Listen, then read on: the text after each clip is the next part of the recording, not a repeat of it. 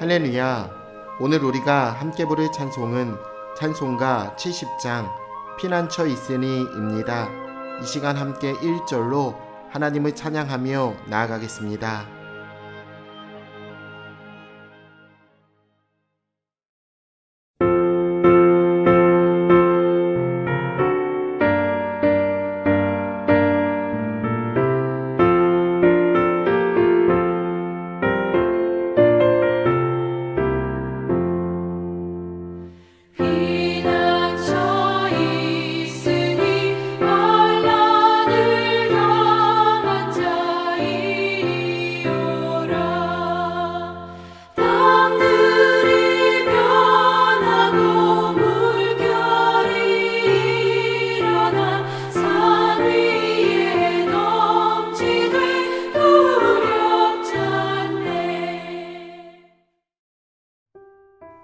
오늘 하나님이 우리에게 주시는 말씀은 욥기 36장 16절로 33절입니다.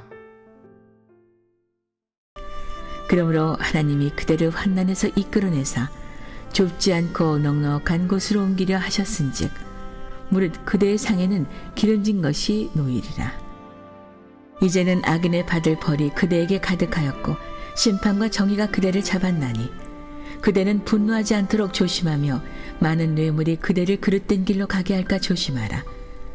그대의 부르짖음이나 그대의 능력이 어찌 능히 그대가 곤고한 가운데에서 그대를 유익하게 하겠느냐. 그대는 밤을 사모하지 말라. 인생들이 밤에 그들이 있는 곳에서 끌려가리라. 삼가 악으로 치우치지 말라. 그대가 환난보다 이것을 택하였느니라. 하나님은 그의 권능으로 높이 계시다니 누가 그같이 교훈을 베풀겠느냐. 누가 그를 위하여 그의 길을 정하였느냐. 누가 말하기를 주께서 불의를 행하셨나이다 할 수 있으랴. 그대는 하나님께서 하신 일을 기억하고 높이라. 잊지 말지니라. 인생이 그의 일을 찬송하였느니라. 그의 일을 모든 사람이 우러러 보나니 먼 데서도 보느니라.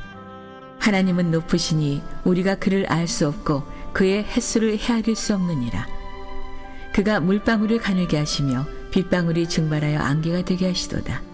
그것이 구름에서 내려 많은 사람에게 쏟아지느니라. 겹겹이 쌓인 구름과 그의 장막의 우레소리를 누가 능히 깨달으랴. 보라, 그가 번갯불을 자기의 사면에 펼치시며 바다 밑까지 비치시고 이런 것들로 만민을 심판하시며 음식을 풍성하게 주시느니라. 그가 번갯불을 손바닥 안에 넣으시고 그가 번갯불을 명령하사 관역을 치시도다. 그의 우레가 다가오는 풍우를 알려주니 가축들도 그 다가옴을 아느니라.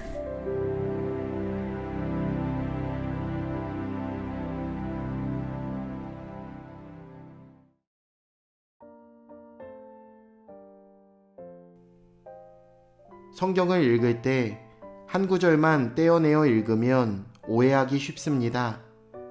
특히 욥기에는 세 친구의 말에 이어 엘리후의 말까지 길게 서술되어 있는데 이들이 하는 말은 참 그럴싸해 보이기 때문에 오랜 시간 독자들이 오독한 것이 사실입니다.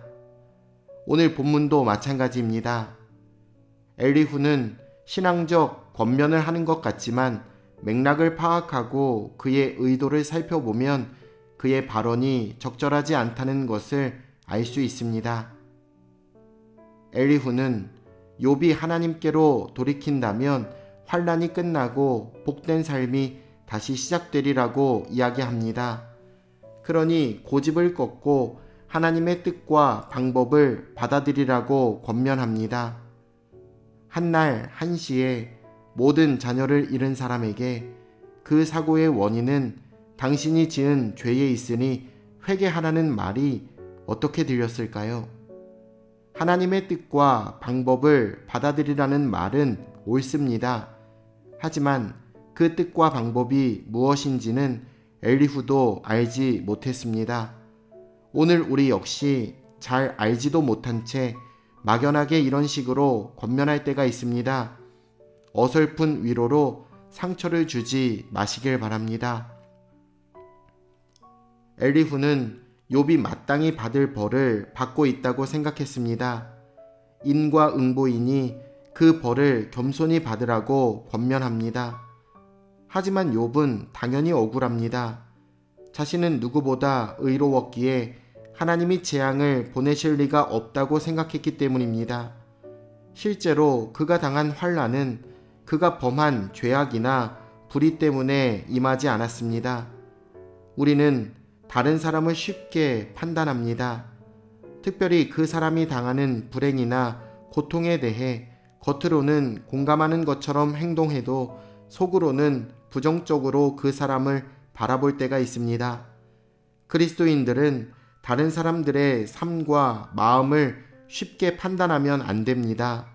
누구도 타인을 온전히 이해할 수 없으며 그 사람을 가장 잘 알고 계시고 그 사람을 가장 사랑하시는 분은 바로 하나님이시기 때문입니다. 엘리후는 욥이 고난이 아니라 악을 선택했다고 이야기합니다. 여기서 우리는 죄인과 악인을 구별할 필요가 있습니다. 일단 죄인은 인간 모두를 의미합니다. 스스로 의롭게 될 능력을 상실하고 죄에 빠져 하나님으로부터 멀어진 사람입니다. 그러나 악인은 능동적으로 하나님을 거부하는 사람입니다. 따라서 욥이 하나님의 선하심과 인자하심을 멸시하며 조롱하는 악인이라고 하는 이 엘리후의 판단은 틀렸습니다. 이처럼 우리는 다른 사람을 함부로 판단하면 안 되고 그 생각을 쉽게 이야기해서도 안 됩니다. 그 사람에 대한 하나님의 생각을 우리는 알지 못하기 때문입니다. 엘리후의 말대로 하나님은 불의를 행하시지 않습니다. 그렇다고 해서 인간이 무조건적으로 인생에서 벌어지는 모든 일을 즉각 수용할 수도 없는 일입니다. 우리는 하나님을 향한 믿음을 바탕으로 그분께 질문하고 요청할 수 있습니다. 그렇게 하나님과 긴밀하게 교통할 때 진정한 찬송이 나옵니다. 아무것도 모른 채 믿음만 있으면 되는 것이 아닙니다. 치열하게 고민하고 어떤 주제를 붙들고 하나님과 씨름하는 과정도 우리에겐 반드시 필요합니다. 엘리후는 인간의 한계와 하나님의 무한하심을 대조하며 하나님이 하시는 일에 토를 달지 말라는 식으로 이야기합니다. 한순간에 모든 것을 잃어버린 사람, 누구보다 정직하고 의롭게 살았으나 인생의 가장 밑바닥으로 내려간 사람에게 어찌 의문점이 없겠습니까? 우리는 엘리후의 유창한 말을 다 긍정하며 읽으시면 안 됩니다. 그의 말에 담겨진 진짜 의도와 그 말을 듣는 욥의 심정, 이들의 대화를 지켜보고 계시는 하나님의 입장을 고려해가며 말씀을 읽으셔야 합니다. 그런 의미에서 욥기는 참 어려운 책입니다. 하지만 그렇기 때문에 인생의 고차원적인 고민을 담고 있는 귀한 하나님의 말씀입니다. 오늘도 들려주시는 하나님의 음성 앞에 깨닫는 지혜가 여러분과 함께 하시길 우리 주 예수님의 이름으로 축원합니다. 내일 주일 예배 때 뵙겠습니다.